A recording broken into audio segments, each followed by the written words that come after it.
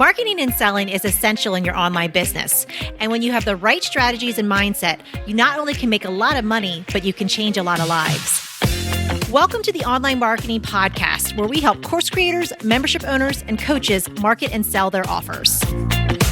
We're your hosts, Paul and Melissa Pruitt. Let's dive in and get started. Welcome to our special launch interview series, where Paul and I interview successful online entrepreneurs about their launches. In this interview, we talked to Amy Pearl. Amy brings a unique perspective to this interview. She had a real-life B2B business that was very successful. However, once the pandemic hit, she had to totally shift her business model. In this interview, Amy talks a little bit about her journey and how she's navigated the online world, taking courses and programs that are specifically designed for B2C and applying it to the B2B world where she thrives and continues to serve her clients. So let's go ahead and listen to Amy's interview.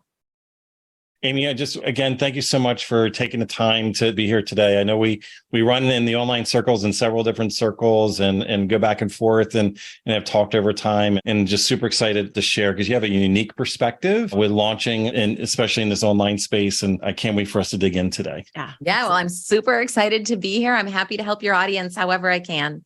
Awesome. Well, before we kick things off, why don't you tell us a little bit about yourself, who you serve, and what you do? Okay. Well, I might be in a little bit of a different position than a lot of your listeners because I've actually been in business for almost 25 years. Next year, it'll be 25 years. Wow. And I sell leadership assessment and development programs to corporations, not-for-profits, and other businesses. So my clients include global organizations like Caterpillar, Barilla. I'm here in the United States, so I do a lot of work with Wegmans and M&T Bank, and I've got tons of smaller clients right here in my own backyard in Buffalo, New York. So I've been developing courses and coaching executives for years and years and years and years. But that all came to like a screeching halt when the pandemic kicked in, because all of my work prior to that was 100% in person. I'd get on a plane and I'd go somewhere to lead a workshop. I'd hop in my car and I'd go somewhere to lead a workshop. My coaching clients would come to my office and I would coach them face to face. And when the pandemic hit, literally, I went from billing like over $100,000 a month to zero, like big zero.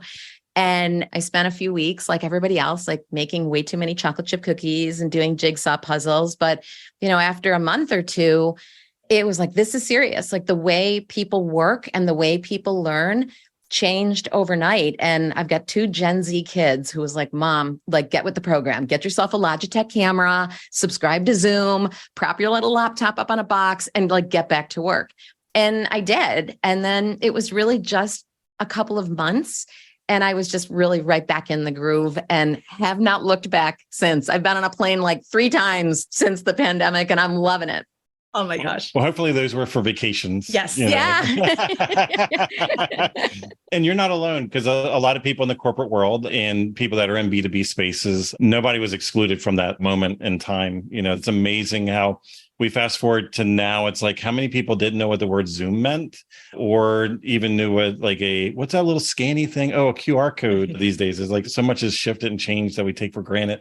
So I'm assuming then that means like if we just went just a short period of time back, you didn't have this big, huge email list. You didn't have this big, huge social media following. You weren't doing little dancy TikTok things and all kinds of. You will never see me dancing on TikTok. Nope. I'm sure we can get AI to do that for you. Yeah, it's a little Amy avatar. Can you bring us back though? So there was a certain moment that you probably invested in courses or programs to kind of get educated as quick as possible with the online opportunities. And at some point you're like, okay, I'm going to do this thing called a launch in the, online versus like, you probably picked up the phone in the past. You probably did a lot of face-to-face, with the B2B stuff. And suddenly now like you're going to do an online course or an online program. Can you take us back to that moment? Like when was that? And oh my gosh, you will definitely laugh. So when I was first trying to figure this out, my primary goal was to stay in touch with my customers, because that's sort of the trick to B2B. Like the whole idea is once you're doing business with a business, they will hire you again and again and again. So, you just have to sort of find ways to stay in touch with them. So I was just sort of hosting these fun little Zoom parties because everybody was trying to figure out, how do I function? So I was having these little Zoom parties, and I kept hearing from my clients who were primarily either human resources professionals or business leaders. I was hearing that they were lonely. They missed the camaraderie of being in the office. I heard that they were not feeling challenged. Like all they were doing was trying to help people figure out this work from home thing. They really felt very stagnant. And I will tell you, if there is one piece of advice that I could give your audience, it's listen to your customers and respond to their needs. Listen and respond, listen and respond. I have done that for 25 years. You have to retool sometimes. You have to change the way you do things. But if you do that, you just become their trusted advisor. They're always looking because they'll be like, Amy, you know exactly what we need. Well, no, I don't. I just listen and respond. So when I was hearing their plea for camaraderie and coaching and connections, I thought, well, this sounds like a membership program. So it was just about the time when your friend Stu McLaren was offering his 3-day live thing. Mhm. So I was like, well, I guess I'll just buy this thing. So I spent 3 days on my patio with my laptop. I took like 100 pages of notes, and he talks about this founding members launch. Yeah. So I've never done anything like that before, but I thought he's the expert. I'm just going to follow the formula. So I took his email script, which is full of like emotion and all this kind of stuff, which in the B2B space, like I've never done that, but I thought he's the expert. I typed up my email. It was 4:50 on a Friday afternoon, probably not the time that you would advise your clients to actually send an email. 4:50 on a Friday. I sent it out to 65 of my clients. And by Monday morning, I had 45 members. Oh my Wow. gosh. And the beauty of a B2B thing is like, they don't want to fool around with monthly payments. They're just like, Amy, I'll pay you for the year. Like, I want to be in this. Here's, the money for the year and go. So of course, then I had to scramble because I had no idea how to run a membership program, but I did it. And it was just a lot of fun. And I felt like I was really serving my clients. It's what they really needed. It gave me like a cash injection to get through this like change in the way I do business. And then it gave me the space to do what I really love. I'm not like really a membership queen. I'm a course queen. So I then could have the time to build my courses and take all my old programs and put them into the digital model that I now use today. So at 4:50, when you push that, like 4:51, were you nervous? Were you confident? Like they were all going to say yes? Or were you like, Well, it was funny. wow, By I'm reinventing my whole life. by 5 o'clock, 10 people were like, yes, sign me up. Like, I couldn't believe it. Now that was the time they're all just sitting around looking at their computers because people weren't working a lot. But I mean, that was like this quick validation. Again, listen and respond. What else I heard was, you know what I need? I need this right now and give it to me. Now, I'll tell you, I only ran the program for 2 years. Like I said, I learned memberships really aren't for me. And then, in that 2 years, people started getting more engaged in their jobs and that type of thing. And so we had a big wrap up party. We did it in person. People came from all over the place. We had a lot of fun as like just a celebration. And now I just do courses. Wow. I love this because a lot of people sometimes do the opposite journey where they sell one-off things first, and then they figure out how to do continuity, where you listen to your people. You knew that they need something that was a long-term solution because they're all entering the pandemic, not knowing what to do and how to adjust. You did that feedback loop where you listened and then gave them the solution that they were asking for, and they didn't realize they were asking for it. So it was perfectly aligned. But then you understood like this was a season. People are starting to go back to work. People are doing different things now. The world's opening back up. Hey, courses are probably going to serve them more and better now because they're not having these conversations that they were having like at the first couple months of the pandemic. Right. So how did that transact? Like, how did you figure out that the writing? Well, there were two parts to it. One was, I think you have to love what you do. Mm-hmm. If you're not loving what you do, then it's just like a chore and it's very draining. And sometimes you don't even realize it. Like this is what I coach my executives all the time. Like if you're not loving this, you're going home, you're feeling miserable, you're treating your family poorly. Like it's just not good. So you've got to figure out what you love to do. I didn't really love memberships. It just wasn't my thing. And I know a lot of people thrive in that space and I applaud them for that, but it just wasn't for me. I make, the beauty of memberships is the recurring revenue that it brings in. There are other ways to generate recurring revenue from business clients. And so even if courses, right? Like you could take examples, like maybe you're a safety expert. If you're a safety expert, I would create a safety course and I would sell it to manufacturing firms who use it with every single new employee that starts in that organization. You might be a wellness expert. I would sell the program to corporations who need a corporate wellness program. You might be someone who focuses on interpersonal skills or mindset or foreign languages or even confidence building. Oh my gosh, every person I coach these days, they have a confidence problem. I'm like, where did we become so unconfident, inconfident? I don't even know what the word is. But all those things, once you have those courses, employers will use them over and over and over again with their employees, like new employees or different groups of employees. I also sell assessments. So some of your audience might be familiar with DISC. I do 360-degree feedback assessments for employers, and they buy those over and over again to use with new employees. So the recurring revenue model is still essential, and it's so possible in B2B, even if, even hosting your own course. Like for years, I sold products that weren't even my own, right? You're a reseller of other people's things. So the B2B space has a lot of opportunity for recurring revenue, and it doesn't have to be a membership. But I will say people are interested in memberships now because they're there. They're looking for those connections. They're looking to learn. That's why they're all hopping into Facebook groups. It's the same sort of idea. I love that you discovered, like, again, finding something that you really loved and you really dug into that, and finding, the courses that it made sense for you or your business. The membership was great. It served you in that time, but you shifted and it made more sense for you, your business model, and really like filled your heart up with what you really wanted to do. So I imagine naturally your launches evolved as well. So can you tell us a little bit about what that looked like? Maybe yes, maybe no. You'll have to tell me if it sounds like they evolved. So I built my courses. So I have different certification programs for the assessments that I do. And I actually have a signature leadership course. I kind of packaged up what I used to do in person. I created, it's a 4-month program. Every other week, I do a 2-hour live session with the learners. And in between, they do online, quote unquote, pre-work. That's sort of how I position it.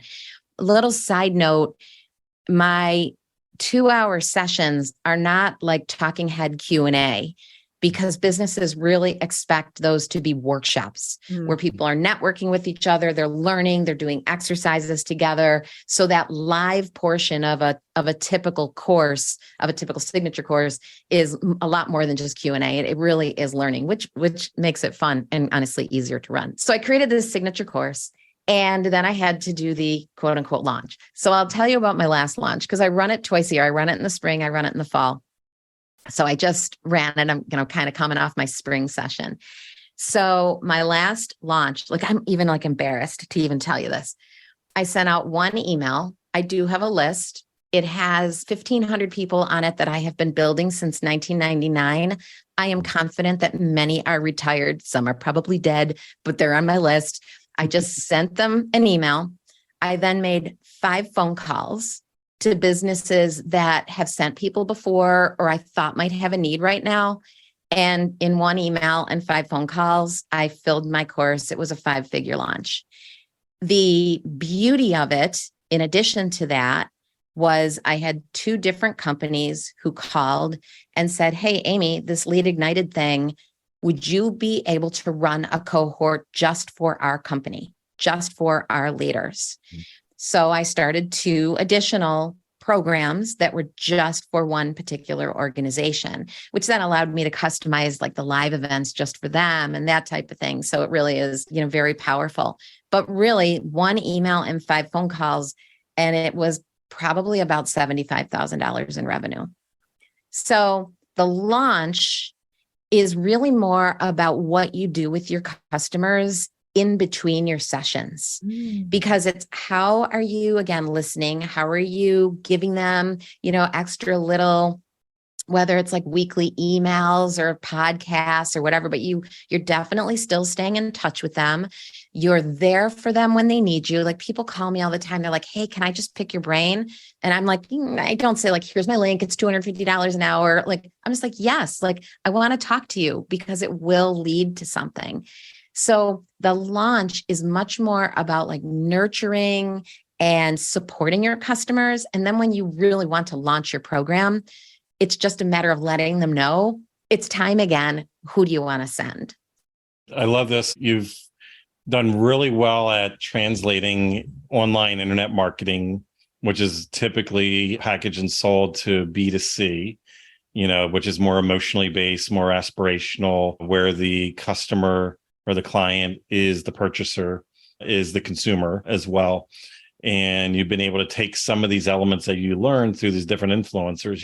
You referenced Stu. I know that we're in Amy Porterfield's Golden Circle as well. And she's all about courses as well as webinars. I'm not sure if you've ever actually done a webinar yourself personally, but we know a lot of B2B people that webinars is one of the most effective ways. Outside of, you have established relationships with the emails, but a lot of people can't sit through like 3 long days of a traditional style launch, where the webinar method is excellent. It works really well for corporate. Well, and I think, there was just some research done that shows that B2B customers are spending a tremendous amount of time doing their own online research to figure out what they need. So if you can offer webinars, if you have a YouTube channel, even blog posts, like anything where you can sort of establish yourself as a thought leader. So if they're looking for you, they're finding you. And so like, I even have like a good old fashioned website that somebody would probably look at and be like, Amy, this is so old fashioned, but customers go to it because they're almost using it like a catalog. Like, we want to see if you offer this, we want to know what you have, or they'll go to the blog and just like do some research. And so having that kind of accessibility for your customers is really important because they're counting on you to be the expert. Remember, you're trying to be their partner, their trusted advisor. So the more you can support their learning in these little freebie modes, the more they're going to think of you when they really want to pay someone to do something. Yeah. And I know a lot of times when we coach some of our members that do B2B as well, because in the launch world in general, in the online world, like definitely like scrappy is the end thing, and like doing everything yourself and just getting things up and running. And when you have that B2B element, you got to keep in mind, like your website and your social media channels could be pulled up in a boardroom meeting and you can be compared against different vendors. And it's a non-emotional moment. And just having that really poignant website or messaging that's on point. Like you said, even though your old school website is the way it is, that old school website might come across better and more well thought out and rounded to that boardroom meeting than somebody creating a one-page opt-in, funnel type thing that's just trying to sell people on like a pain point idea. Yeah, for sure. Because you need to look professional. Now, that doesn't mean it's not scrappy. My business, it's me. And I have one person who works for me full time, and I use someone to do a smidgen of marketing for me, but I'm the queen of scrappy. Okay. And you just need to look like because companies, especially the bigger companies, they're going to be drawn to like a big name provider. So you need to at least kind of look like that, even though they don't really know that you don't have this giant team of people working with you. You want to look that way. But I will tell you one other thing. Like, I've talked to a lot of coaches and course creators over the past couple of years, because people always want to know, like, Amy, how do I build a thriving business like yours? Like, how do I do this? How do I get my foot in the door? All that kind of thing. When you're in the B2B space, a lot of businesses are going to compare you to bigger kinds of companies. And so you want to have that professional image, that professional look, even though it might be scrappy. I've only got my one person that works with me, and we scrap things together every single day. But the one thing I definitely find a lot of course creators and coaches are trying to do is they're all trying to target these big, giant companies. Big, giant companies are sometimes a pain in the neck. Plus, they have tons of internal people that do what we do. I make really, really good money year over year over year from the little company down the street that has 160 employees. because they don't have internal people that do what I do. They don't have the sophistication to do what I do. So they hire you all the time and they love you. You become part of their family. You become part of their company. And that is very fulfilling. So really think if you're interested in getting in the B2B space, it's going to take a long time to get into a big company unless you're really well connected. You will build those connections over time if you start smaller and just keep working your way up, because the people you work with will also get promoted into bigger companies or will move to bigger companies. They'll take you with you or with them. And then you'll have two companies, their old one and their new one. I love that because that's something that we've seen because we've done real world businesses and online. And we've seen even in some of the largest companies where that person, sometimes they're not there tomorrow, but right. They're at the competitor the next day and they just pulled you into a whole new company that you didn't have. And you can very quickly get back up to speed with the new person in charge at the old company. So there is some movement that goes on sometimes that can work to your advantage versus against. And I really love that you brought up because I think sometimes the number one thing that we see a lot of times when we talk and coach people that are doing B2B is they're just like, they're all in on LinkedIn or nothing at all.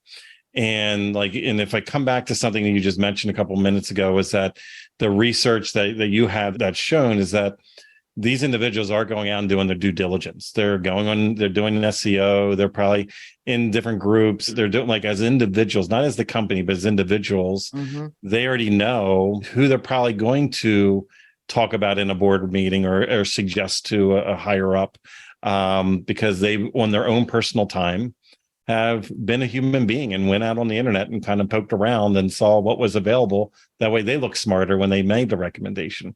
So the whole idea of funnels and online marketing shouldn't be totally thrown out the door. I think it's kind of a hybrid. It is still those phone calls and the relationships, as you said, but it's also you've got to you have those blogs. Yeah. So I'll tell you a funny story about that. So in my early digital days, so 2 years ago or whatever it was, 3 years ago, everyone's like, well, you got to be on Instagram. So I wasn't on Instagram.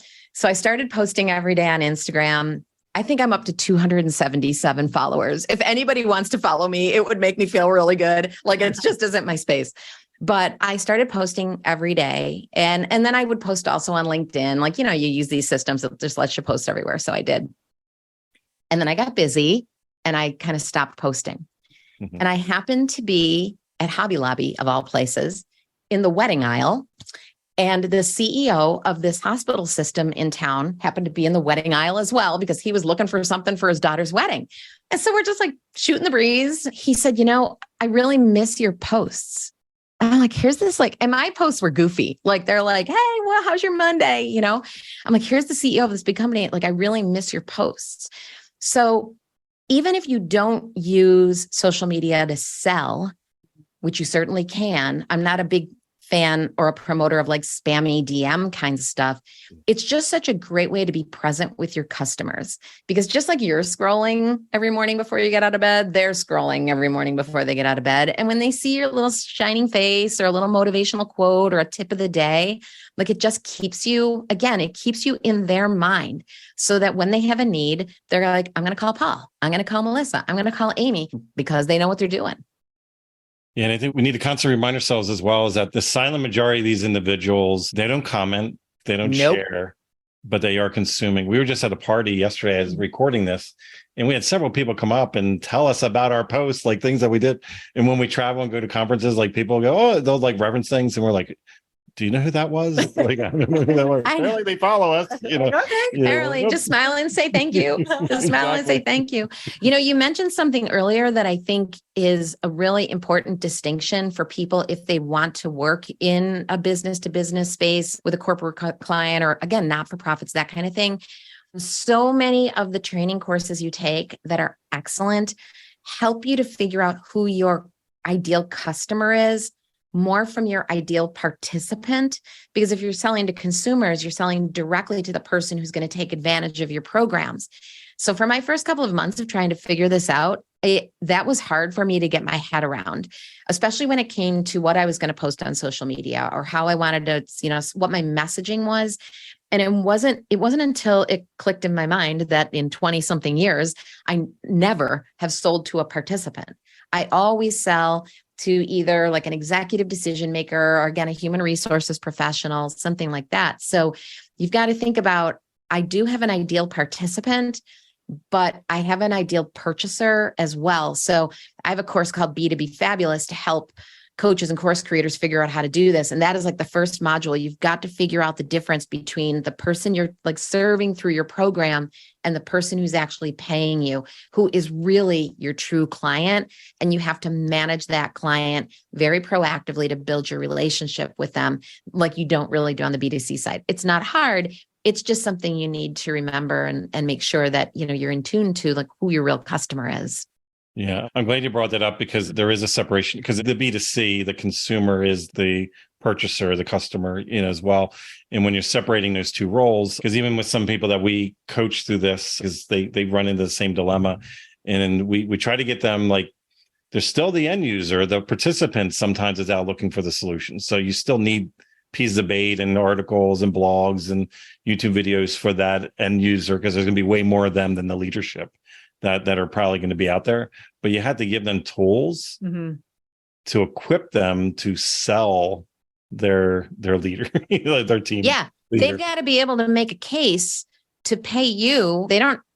Businesses will pay for their employees to be trained. Yeah. If the employee finds the learning opportunity, they've got to be able to make a case to their employer that this is the right thing for them. Exactly. So your website, your sales pages, again, your blog posts, all that kind of stuff has to show from a business perspective, not just what's in it for the participant, but what's the payoff going to be for the business as well.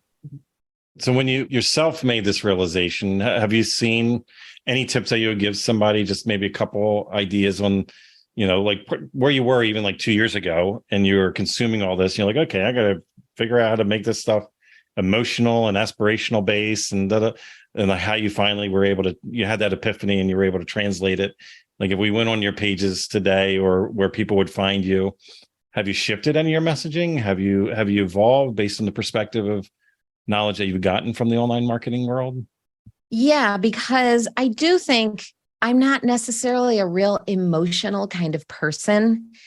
And I think that has always given me the ability to connect more on a business level with business decision makers. But it is a new era. And there is a different mindset in the business world. People are looking for different things. They're looking for a sense of purpose. They're looking to feel valued. They're looking for social connections. You know, businesses used to like give you a paycheck. They were like your financial safety net.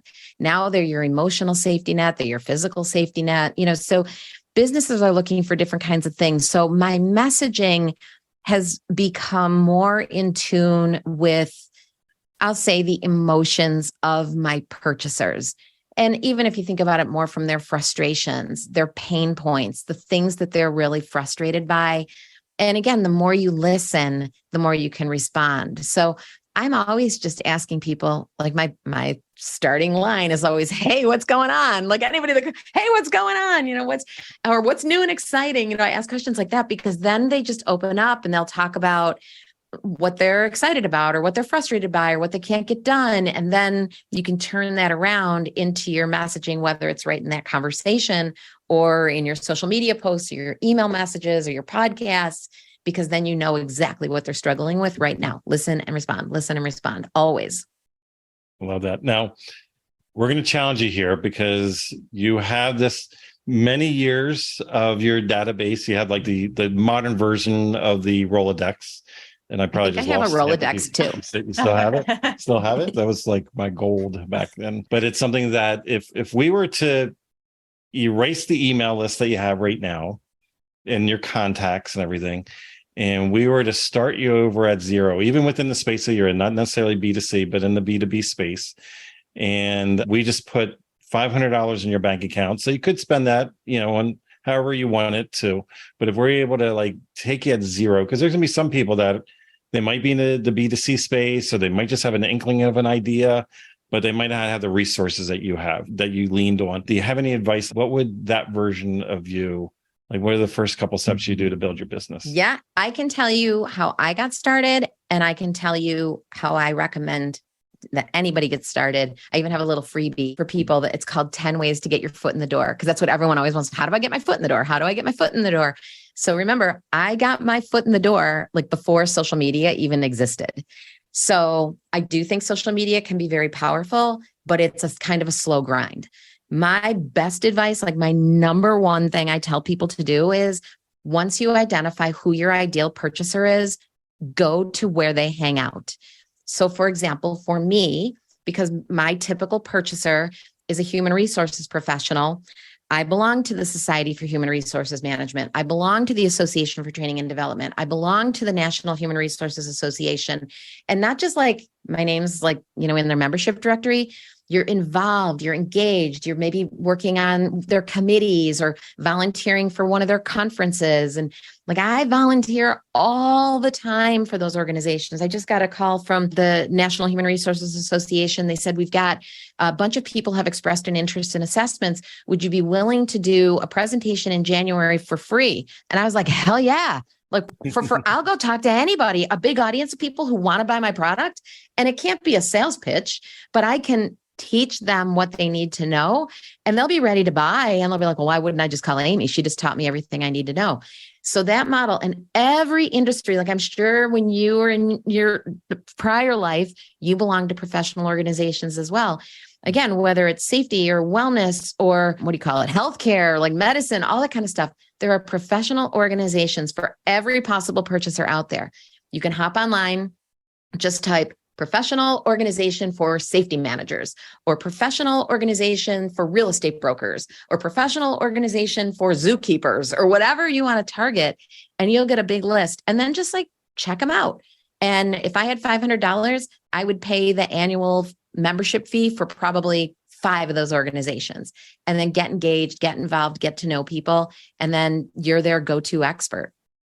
I love it. We're in this online world and we forget that it's still human connection. Yes. Right. And those all have online components. So I'm in a really active Facebook group of learning and development professionals. It's coaches, external people and internal human resources people. There's like 2,500 members. So I just log on, a couple times each week. I see what questions people are asking. Again, it's not a sales pitch, but if someone's looking for advice, I just answer their question. And sometimes they'll call and be like, can I talk to you more? Of course you can. Not going to say no. I love it. Amy, this has been awesome. I've loved listening to you talk. Really, it's all about relationship building and ways that you can connect. And like you said, listen, respond. Yep. I think if anyone can walk away with that, that's huge. Before we wrap up, you've given so much advice already, but any other final words that you like to leave our audience with, the online space, connecting with your clients, just anything else you want to share with them? I think the thing that I see when people are hesitant to get into the B2B space is they're afraid. They're afraid. Like, I'm afraid. I'm not confident enough to do that. And a little bit of lack of confidence, I don't think is a bad thing. So every time I go to meet with a new client, I'm nervous. And I've sat with like CEOs of big giant companies and I am nervous like every time. And I think that's okay. It keeps me on my toes. It keeps me sharp. Like I go in prepared. But once you are sitting at that table, they're just like regular people. They're normal people. They have problems. You have solutions. They're excited to see how easy you can make the solution for them or how doable you can make the solution for them. And so it's okay to be a little nervous, but don't let that become like this lack of confidence or this fear to take action. And not everybody is going to say yes, and not everybody is going to hire you again and again, but don't throw in the towel. Like I said, start small, find a little not-for-profit, find a little business right down the street, get going, build your own products, get your rhythm down, and then you'll just grow from there. And my business grew like really fast. It wasn't like this took me years. It was back in 1999, but like everybody has a need. And now the world is so much bigger than it was in 1999. You'll find clients that need you all over the place. So don't be afraid. Like just take a chance. Just do it. Oh my gosh. I love that. I love that. So Amy, how can people connect with you, follow you, and continue conversations with you? Yeah. So I'm always happy to chat. We can put a link in the show notes so that if people want to either look at different programs I offer, or you guys were so amazing and saying, Amy, you need to like package all this up and like launch a course for coaches and course creators who want to sell to businesses. So people can hop into my course. I've got a Facebook page called Becoming Fabulous Together that they can hop into, or just look me up. It's Amy A. Pearl. You have to put the A in the middle, but amyapearl.com. And if I can help anyone out there, I'm happy to do so. Oh my gosh, this has been awesome. Thank you so much for taking your time with us, sharing so much. You've given such unique perspective. I know people are really going to appreciate this. And I'm just really excited for you and all that you're doing and continuing to do. So thank you. Oh, it's my pleasure. Thank you for giving me the opportunity. If you would like to work with us and our team to help you snap up more sales and incredible clients with a stellar marketing strategy that works, go to adaptivemembership.com and sign up for our wait list. We have a limited number of spots in our exclusive program to set you up for success and take action. We're waiting for you at adaptivemembership.com.